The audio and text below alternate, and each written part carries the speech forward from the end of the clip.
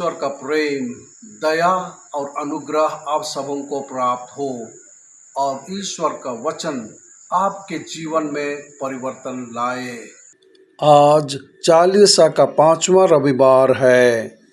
परमेश्वर हमेशा हमसे बात करते रहते हैं और बाइबल के माध्यम से स्वयं को प्रकट करते रहते हैं। आइए हम परमेश्वर के वचनों को पढ़ें, उनके वचनों को सुने और इन वचनों को अपने दैनिक जीवन में जीने का प्रयास करें। आज के पाठों का सारांश। पहला पाठ, परमेश्वर कब्रों को खोलेगा और इस्राएल के लोगों को पुनर्स्थापित करेगा। भजन संहिता, यहोवा के पास दया और क्षमा है।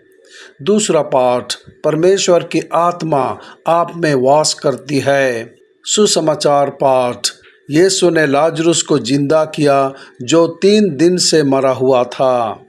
आज का पहला पाठ एजेकियल की किताब से लिया गया है। परमेश्वर ने इस्राएल के लोगों से वादा किया कि वह इस्राएल को पुनर्स्थापित करेगा। वह मरे हुए लोगों के समान थे, परंतु परमेश्वर उन्हें फिर से जीवित करेगा। इससे सभी जानेंगे कि उनका ईश्वर सच्चा ईश्वर था। परमेश्वर अपनी आत्मा उन पर डालेगा और वे जीवित रहेंगे। इस प्रकार परमेश्वर ने अपने लोगों से प्रतिज्ञा की और उन्हें आगे बढ़ाया। हर कठिनाइयों में वह हमेशा उनके साथ रहे। दूसरा पाठ रोम के लोगों को लिखे संत पौल के पत्र से लिया गया है। उसने उनसे कहा कि प्रभु की आत्मा ने उन्हें ऊपर उठाया है। वे न संसार के थे, न शरीर के, न पाप के, लेकिन वे परमेश्वर के आत्मा के थे जो उनमें वास करता था।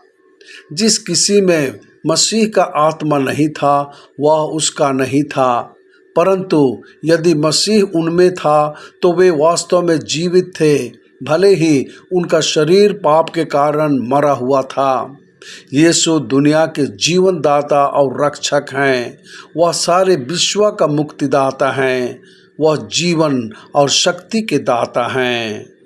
आज का सुसमाचार पाठ संत यूहन्ना के सुसमाचार से लिया गया है।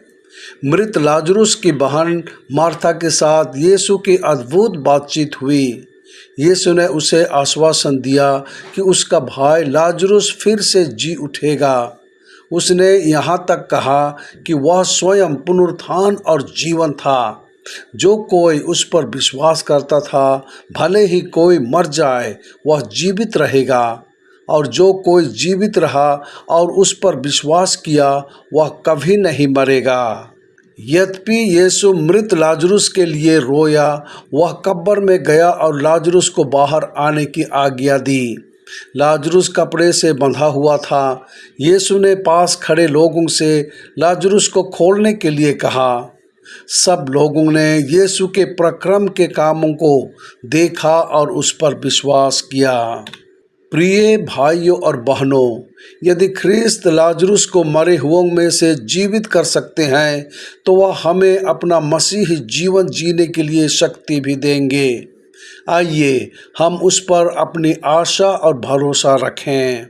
यह भी हमारा विश्वास होना चाहिए कि हमारे मरने के बाद वे हमें अनंत सुख प्रदान करेंगे। प्रार्थना। हे प्रभु यीशु ख्रिस्त, तूने लाजरुस को कब्र में से जिलाया जो कब्र में पड़ा हुआ था।